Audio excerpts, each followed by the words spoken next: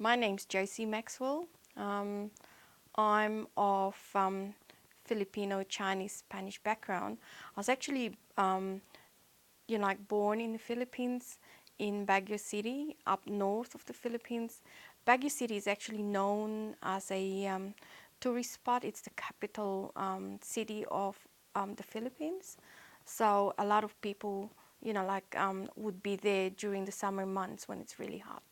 So um, my family consists of my mom and dad, and I had five other siblings. So there was four boys and two girls. I'm the oldest of the two girls.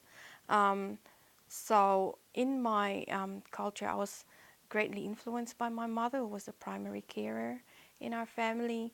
So and my dad was always away because he was a bus driver in the Philippines for a government, organization.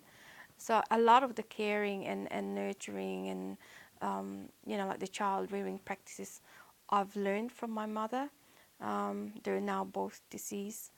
Um, so in the Philippines, I um, you know like grew up in the city. It's actually a city, and went to normal school and got to college and uni. So I've got a background in nursing and I've completed psychology.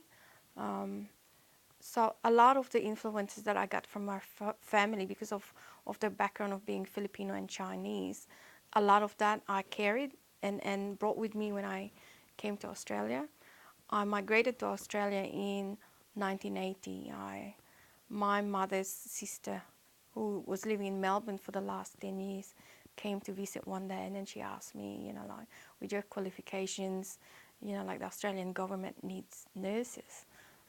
My mom and dad said, I want you to think about this and go because it will actually um, increase or raise the expectations of people about our family. If you go to Australia, we will be up there, like we will be treated as if we were rich because I've got a daughter that's gone to another country. And I got on the plane and I felt a bit better because I got on Philippine Airlines and a lot of them were Filipinos. So I thought, there's a lot of Filipinos going to Australia, so it's fine. There's a lot of Filipinos.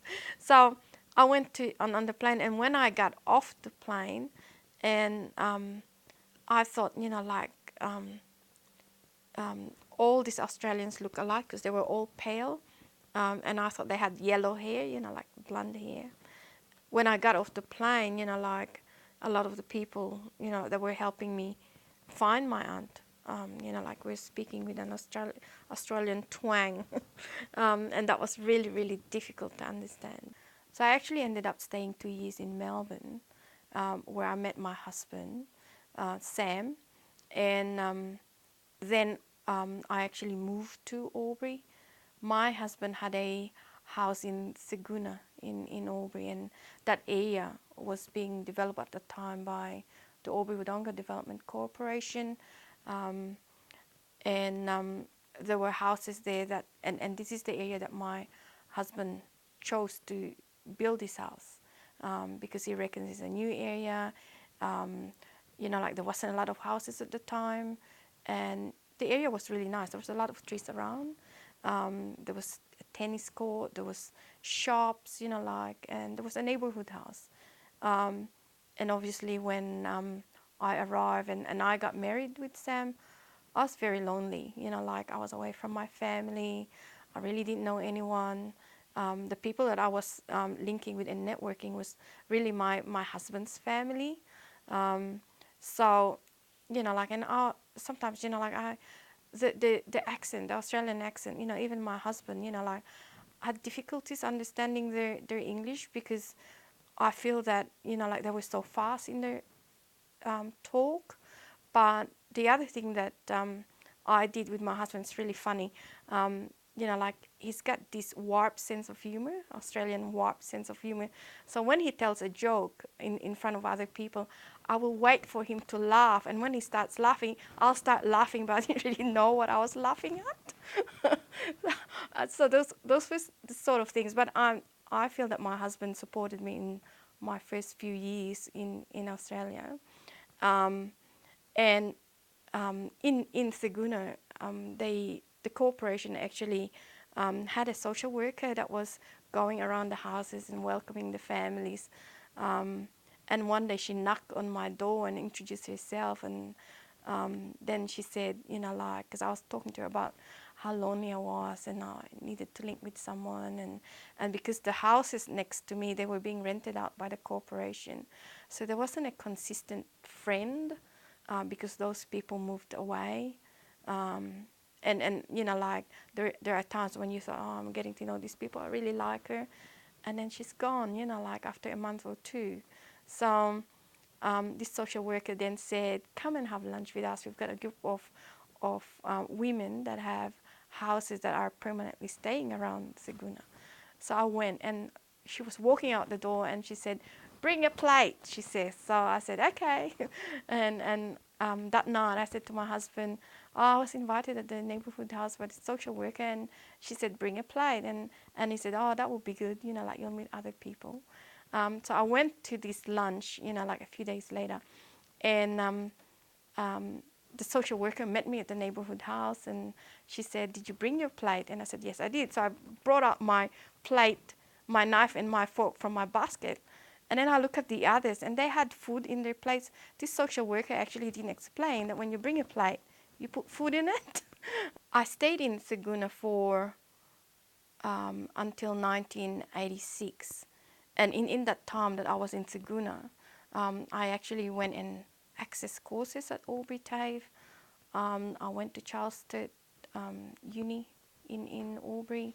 Um, and then I also met a lot of the members of the Filipino community. Someone had knocked on my door and said, we've got some Filipinos here, there's not many. But like when she said there's not many, there was a bus that came from everywhere and visited me in the house. So I got to know a lot of those Filipinos, and they were the ones, because I didn't drive. They used to come and pick me up and take me everywhere. Um, but, like I used to use the library in Albury, because I did a lot of reading, and because I didn't have a lot of money then to buy books. Then I found the library, and there was even a mobile library. The lady one day said, oh, you can just borrow books from here. So, and then she said, you can also access the library in Albury. So every week I would go to the library and swap the books. But there was a lot of positives with me coming to Australia. My husband's mother, my mother-in-law, she's Australian, and she actually sort of took over the role of my mother, because I was very young then when I married my husband. I was only 23. So she used to come and visit me at our house, and she would actually say, like, I'm going to show you how to bake scones. I'm going to show you how I do my stew and all that sort of thing.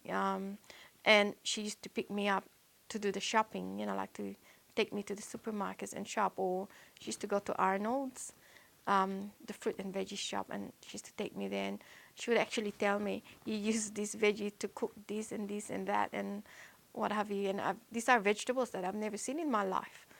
But in terms of, my culture here, I'm currently the president of the Filipino-Australian community in Albury, Wodonga. I've been in that role for the last 2 years. I've seen the change of the category of people that arrive here. In 1980, when I first arrived, I've heard of the mail order bride. I wasn't one of them, but it was very common to see younger women marrying older men. In the last 6 to 12 months, we had 18 families that have arrived, and they're all working with their mechanics, their, like panel beaters, their welders, all those skilled jobs that is lacking in Australia. They've filled it.